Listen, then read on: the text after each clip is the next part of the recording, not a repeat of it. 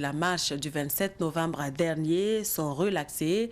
Le verdict est tombé ce matin au tribunal de grande instance à Ouaga 1. Ainsi donc, Adama Tiendrebego, dit colonel, Hervé Ouattara, Marcel Tankwano, Mamadou Drabo et Abdul Karim Bagayan dit Lota sont condamnés à d'un emprisonnement de 6 à 12 mois, assorti de sursis et une amende de 300 000 francs CFA chacun. Explication Issa Oumarati. Les leaders de la coalition du 27 novembre peuvent faire la fête de Noël et de fin d'année aux côtés de leurs familles. Ils sont tous libres de leur mouvement après un séjour d'environ 2 semaines à Bamako pour les uns et 1 mois pour les autres. Le tribunal de grande instance de Ouagadougou a finalement condamné les leaders de la CE27 pour des faits d'organisation et de participation à une marche illicite et de destruction de biens publics. Adama Tiendrebego, dit colonel, Hervé Ouattara et Marcel Tankwano sont condamnés à 6 mois de prison avec sursis et une amende de 300 000 francs CFA chacun. Abdul Karim Bagayan, dit Lota, et Mamadou Drabo écopent de 12 mois de prison, le tout assorti d'un sursis et d'une amende de 300 000 francs CFA chacun. Une satisfaction totale pour Maître Isaac Ndorimana, un des avocats de la défense. Je suis content de la décision parce que nous avions estimé qu'il n'y avait pas d'infraction, d'autant plus que dans la prévention, ils étaient poursuivis pour avoir organisé une manifestation alors que le maire aurait interdit la dite manifestation. Parmi donc les éléments de l'infraction, il y a l'organisation d'une manifestation. Deuxième élément, c'est l'interdiction par le maire de la dite manifestation. Et nous avons démontré que le maire n'a jamais interdit la dite manifestation. Et dans la loi, il est dit que lorsque des OSC, des organisations civiles, veulent faire une manifestation, la loi leur permet seulement d'informer la mairie. Ils sont partis informer la mairie, mais la mairie a refusé de recevoir leur déclaration. Joie et soulagement ont remplacé peine et doute sur les visages de 5 leaders de la coalition du 27 novembre après le verdict. Même chose chez les parents et amis des accusés. En attendant, les 5 organisateurs de la marche du 27 novembre dernier vont encore patienter quelques heures en prison pour obtenir une note de mise en liberté. Un autre procès, c'est celui de contrebande de carburant. Là, les proches des accusés ne sont pas contents du verdict. Le verdict est tombé hier. Les accusés écopent d'un emprisonnement allant de 24 mois, dont 15 fermes pour la pratiquement la cinquantaine d'accusés. Fatih Sankara était au tribunal de grande instance Ouaga 1 hier. Des peines de prison ferme pour les accusés de contrebande de carburant. C'est le verdict du tribunal. La quasi-totalité des 50 accusés ont écopé d'une peine de 24 mois de prison, dont 15 fermes, à l'exception de quelques-uns qui s'en sortent avec 18 mois, dont 6 mois fermes. Toutes ces peines sont assorties d'amendes allant d'1 million à 8 milliards de francs CFA. Un verdict qualifié de lourd et sévère par les proches des accusés. Moi, je ne suis pas du tout content. Je me pose la question, un pays comme Burkina Faso ne peut quand même pas décider de condamner ses opérateurs économiques de cette façon. Parce que nous sommes d'abord dans un pays où vraiment la paix, il n'y a pas la paix. Nous sommes en train de se mobiliser pour qu'il y ait la paix au Burkina Faso. Mais vu cette situation, posez-vous la question à savoir, ce ne sont pas les détenus qui sont condamnés. Chaque détenu possède combien de personnes qui travaillent avec lui. Et si, par exemple, ces détenus seront peut-être restés à la Bamako pendant un long temps, est-ce que ces employés, ceux qui travaillent avec eux, ils feront comment? Et vous voulez qu'il y ait la paix au Burkina Faso? C'est très sévère, c'est très sévère. La somme demandée, y compris la détention, c'est un peu sévère. Et si finalement c'est comme ça, vraiment on n'est pas content. Hein? On n'est pas content. Même son de cloche chez certains avocats de la défense. Les peines sont lourdes. Ils comptent faire appel du verdict de première instance. Maître Paul Kéré a 3 clients dans ce dossier. Cette condamnation, vraiment, elle ne se justifie pas. On ne la comprend pas vraiment parce que, je vais dire, pour des primo-délinquants, rien ne s'opposait à ce qu'ils puissent bénéficier du sursis. C'est la première fois qu'ils viennent devant la juridiction et la loi permet d'accorder le sursis lorsque vous venez pour la première fois devant une juridiction. Je ne comprends vraiment pas pourquoi ils n'ont pas en fait bénéficié du sursis. Je trouve que la sanction elle est sévère, notamment la partie ferme, notamment pour mon client de 15 mois qui est vraiment grabataire, il faut le dire, qui est souffrant. Donc moi je ne pense pas qu'une peine de prison ferme soit justifiée pour ce client-là. Évidemment, on va faire appel parce que cette décision elle ne nous convient pas.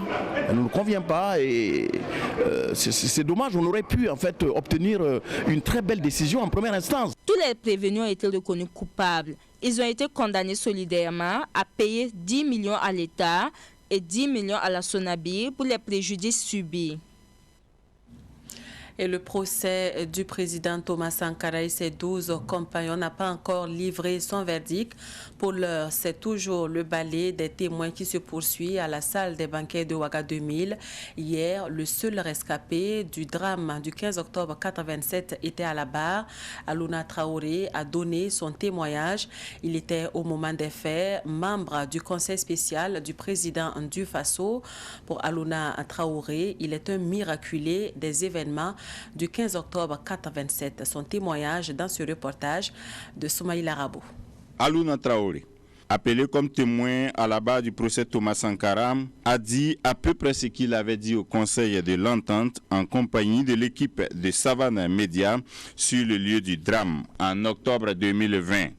Le seul rescapé de la réunion du 15 octobre 1987 a indiqué que ce jour-là, il avait réunion avec Thomas Sankara. Au cours de cette réunion, il a pris la parole. Dès qu'il a pris la parole, les assaillants sont arrivés et ont crié « Sortez, sortez !» Ils se sont tous levés et Thomas Sankara a dit « Asseyez-vous, c'est de moi qu'ils ont besoin ». Thomas Sankara est donc sorti, les mains en l'air. Il a été abattu devant la porte, ainsi que les autres qui ont suivi. Alouna Traoré est sorti en dernier en enjambant les corps et en se couchant parmi les cadavres. Il a poursuivi son récit du jour en soulignant que c'est dans ce moment que Nabié Soni, garde rapproché de Blaise Compaoré à l'époque, a dit il y a une personne qui n'est pas morte. Il faut l'envoyer en salle.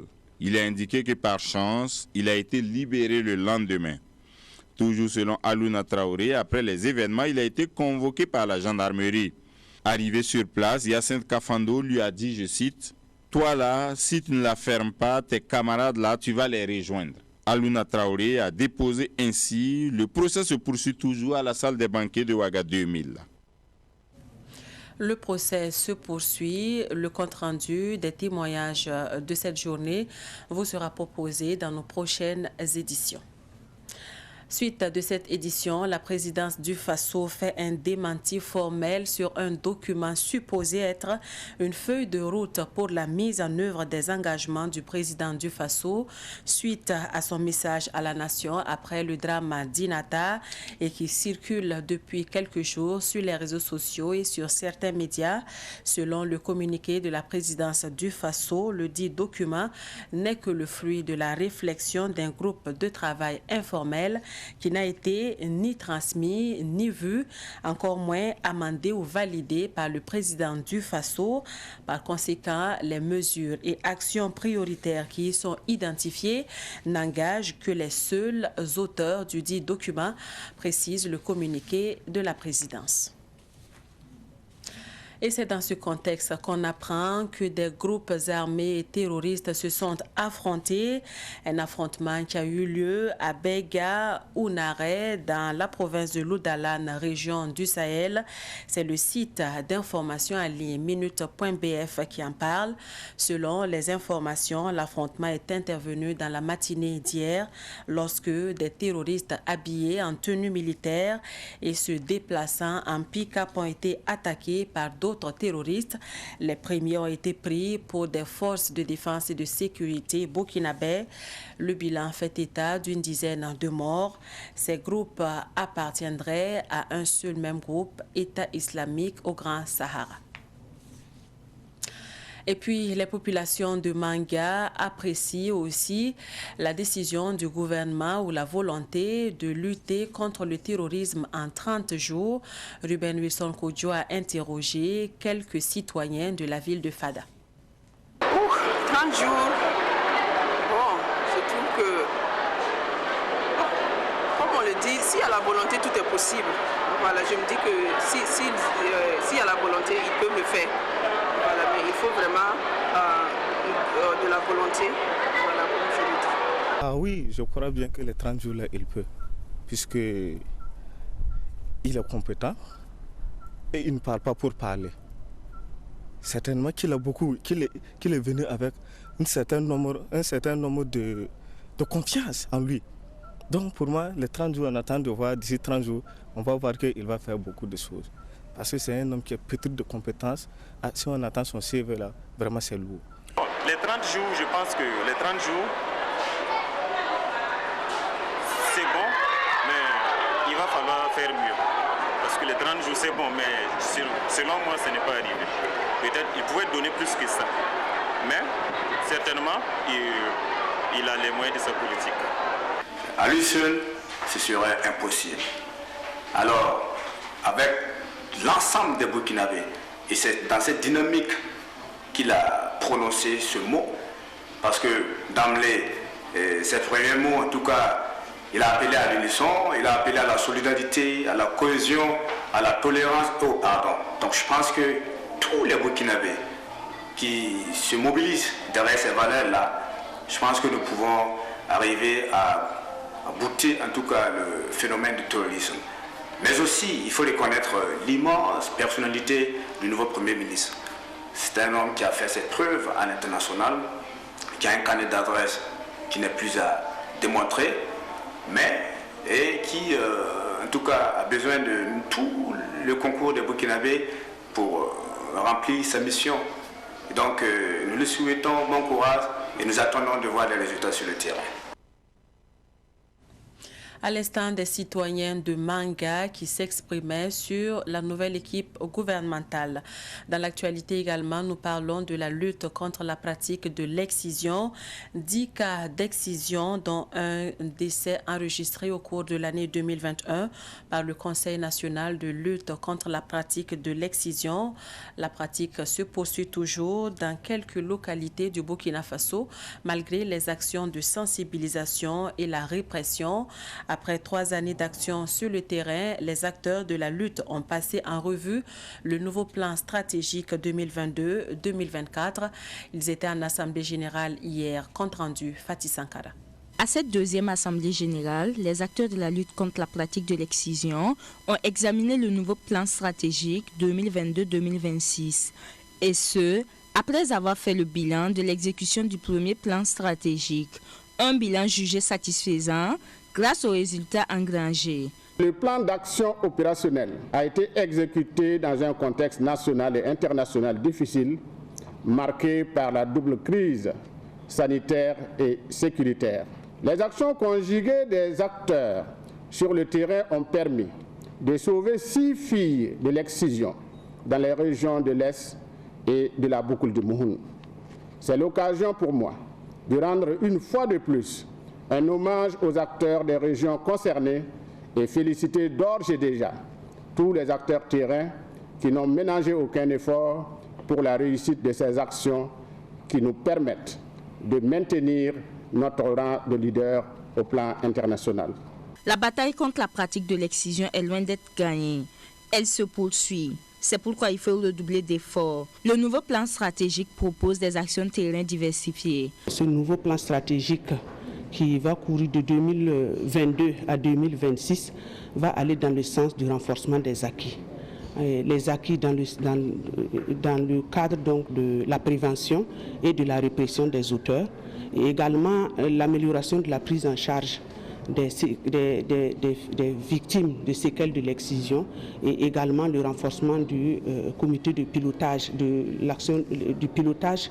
Et le pilotage justement prend en compte ces études anthropologiques là et également tout le dispositif pour la mise en œuvre donc, des activités de ce nouveau plan stratégique national. Cette deuxième assemblée générale du Conseil national de lutte contre la pratique de l'excision s'est achevée lundi. 25 couples ont régularisé leur situation matrimoniale vis-à-vis de la loi.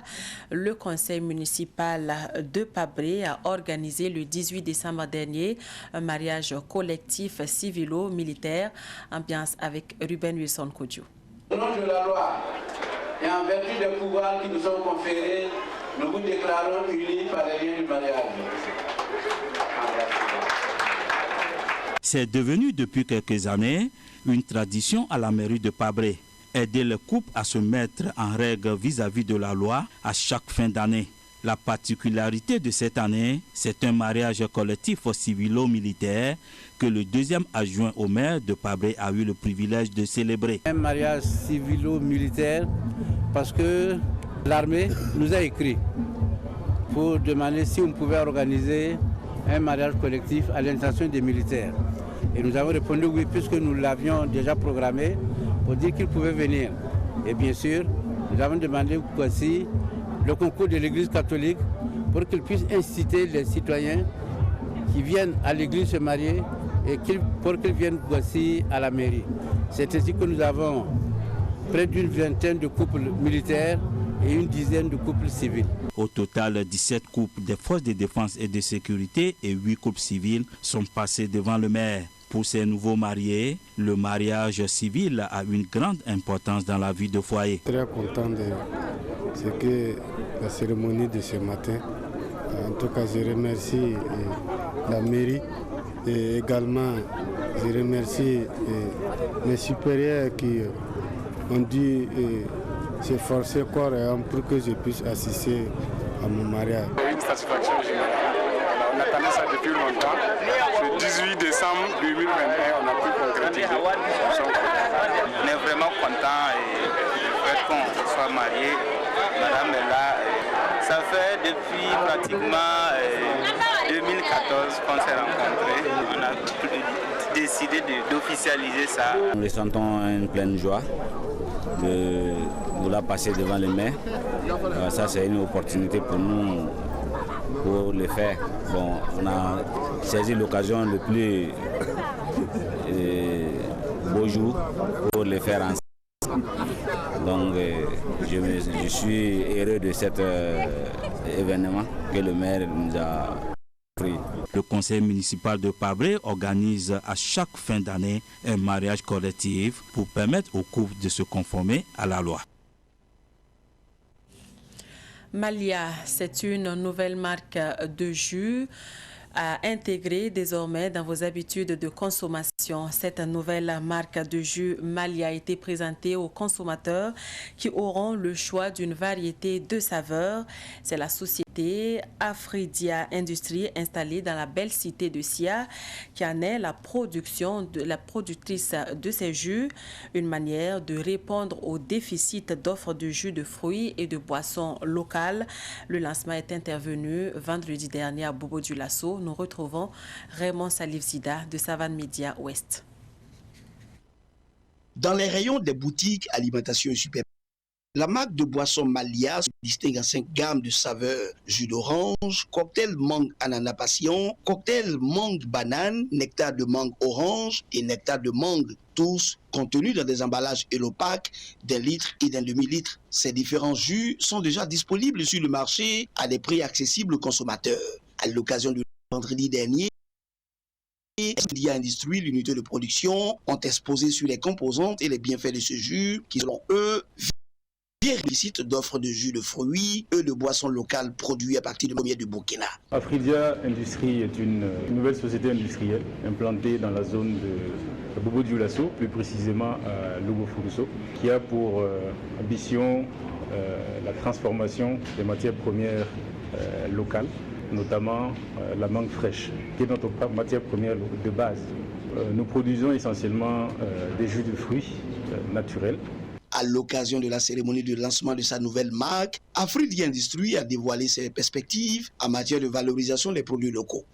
En perspective, nous avons la production de jus de fruits en format doy-pack qui s'adresse à un public plus jeune. Nous avons également la de boissons gazeuses.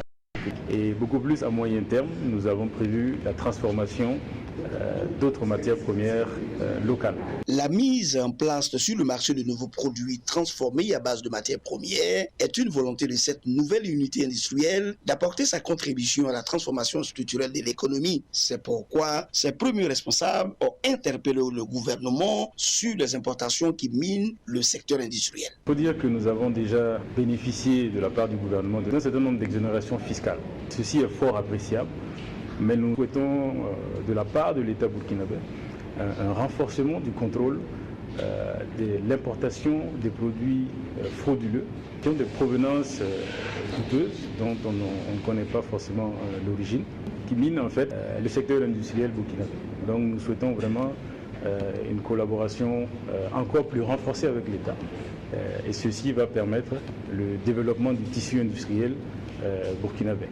Afridi Industrie, installé à Lorofourso, village de l'arrondissement numéro 6 de Bobo-Dioulasso, est certifié ISO 22001 avec un capital de plus de 15 milliards de francs CFA. Sa nouvelle marque de boisson, Malia ou Reine en Swahili, se présente comme la reine des boissons.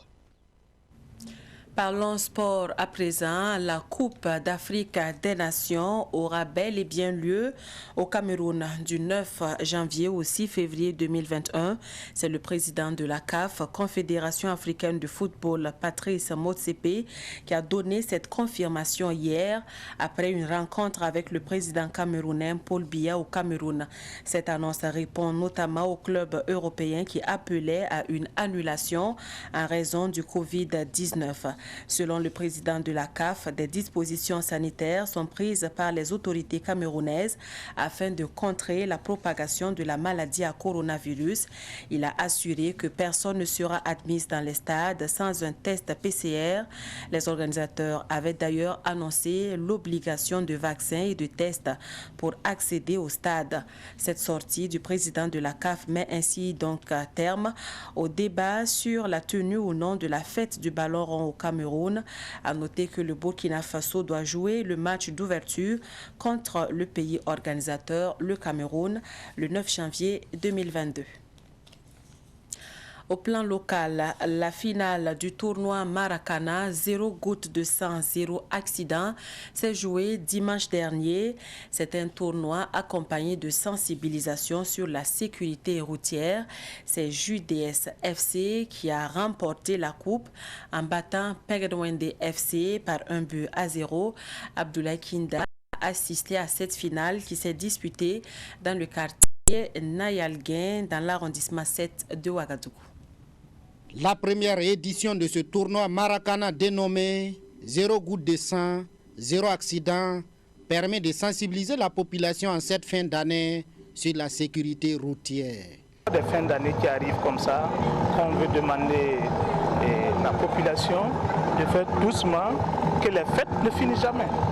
À travers ce tournoi, on fait une sensibilisation pour pouvoir passer le message. Vraiment, on est content pour la mobilisation de ce soir et on veut maximiser sur 100 personnes, au moins, même si c'est la cinquantaine qui a pu comprendre le message, qui ne s'est pas donné au terrorisme, qui sait faire prudence à la fin d'année, ça va vraiment beaucoup aider. Quelqu'un qui fait accident, toute sa famille est endommagée. Des 8 équipes du secteur 32 de l'arrondissement 7 qui ont pris part à ce tournoi, JUDS FC s'impose en finale sur Pengdwende FC par 1-0. Le patron de la finale, Yacouba Cabré, et le parrain Lazare Cambéré sur le sens de ce tournoi. Le football est rassembleur, alors que vous savez très bien que le développement d'un pays, aujourd'hui, les principaux acteurs, c'est la jeunesse. Donc, le fait de s'unir autour d'un idéal, il n'y a rien de tel. J'ai trouvé qu'il y a eu l'engouement, ce qui m'a mystifié lors du premier but J'ai vu des femmes qui étaient très excitées sur le terrain, en tout cas moi, ça m'a mystifié. C'est la situation nationale actuelle qui m'a motivé. C'est-à-dire que la cohésion par rapport à l'insécurité actuellement au niveau du Burkina Faso. C'est un message tout simplement que je suis venu donner, un message de cohésion, de demander à tout un chacun de se mettre main dans la main pour que le Burkina reste toujours entier. UDS FC remporte le trophée, des maillots, des ballons et la somme de 50 000 francs CFA. Pengdwende FC, deuxième, se contente de 40 000 francs CFA, des maillots et des ballons. Rendez-vous l'année prochaine pour la deuxième édition. Toujours en sport, l'équipe de Nong Taba FC a remporté le week-end dernier sur le terrain de l'école de Madame Ouedraogo à Djikofé, dans la commune de Saba, la 3e édition du tournoi de football de l'association sportive Tel Taba. Ambiance avec Ruben Wilson Kodjo. Cette finale de Maracana mettait aux prises les deux meilleurs clubs de la compétition, à savoir FC Podio et Noctaba FC. Et c'est par un score étriqué d'1-0 que Noctaba FC a inscrit son nom au palmarès de ce tournoi. Le promoteur de ce projet nous rappelle les objectifs assignés à cette compétition. Nous profitons du sport, du rassemblement des populations pour faire passer des messages comme on a l'habitude de le faire. Des messages de cohésion sociale, des messages de sensibilisation, des messages de vivre ensemble et de la paix. Et ensuite, le second volet, c'est que nous voulons procurer de l'union quand le sport pour appeler les gens à se mettre derrière leur président et se mettre derrière les FDS pour qu'ensemble nous boutons le terrorisme hors du Burkina. En plus de la mobilisation, nous avons la présence de plusieurs autorités de notre commune qui nous ont accompagné dans notre activité. La population est vraiment sortie et ça nous encourage à organiser les prochaines éditions. Notons que la pétanque et une course cycliste féminine étaient également au rendez-vous de cette édition. Le maire de la commune de Saba, parrain de cette édition, a fait le déplacement de Djikofé pour apporter son soutien aux organisateurs de ces activités sportives. Je suis venu soutenir l'association Tel Taba, qui est une association au niveau de cette zone Djikofé qui œuvre pour la promotion de la jeunesse. C'est une association qui a choisi de mener cette activité avec pour thème le soutien pour les défense et de sécurité et la promotion de la paix. Alors donc nous sommes venus les soutenir afin de pouvoir les encourager et les accompagner à cette recherche de paix et de sensibilisation de la jeunesse, puisque vous savez que l'idée terroriste est une situation par rapport à laquelle il faut vraiment des stratégies d'entente, de compréhension et d'entraide mutuelle pour pouvoir en tout cas lutter contre ce phénomène. La pétanque a été remportée par le club de l'AS Sonapos et Rachida Toudiala a dominé la course cycliste féminine. Tous les vainqueurs ont reçu des prix en nature et en espèces. Merci d'avoir suivi ce journal qui s'achève sportivement. Je vous souhaite de passer un excellent après-midi en compagnie des programmes de Savan TV.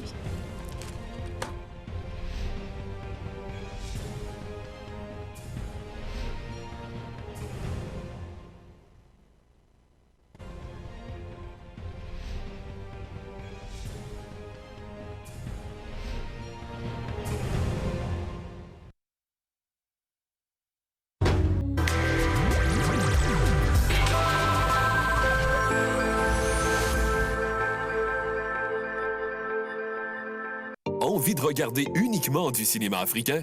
Désormais, c'est possible. Les abonnés Africa Stream peuvent regarder les meilleurs des films africains.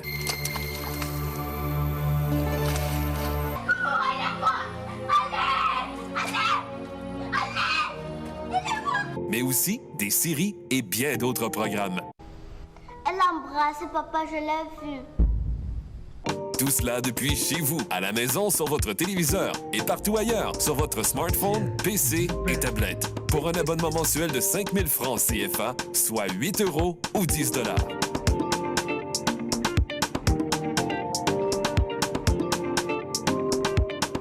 Africa Stream, le cinéma africain en un clic. Pour les fêtes, il n'y a rien de plus magique que de vivre de bons moments en famille. Alors rejoignez celle de Canal+ et passons les fêtes ensemble. Pour vous souhaiter la bienvenue, le décodeur est à 5 000 francs et l'installation est offerte dès la formule Access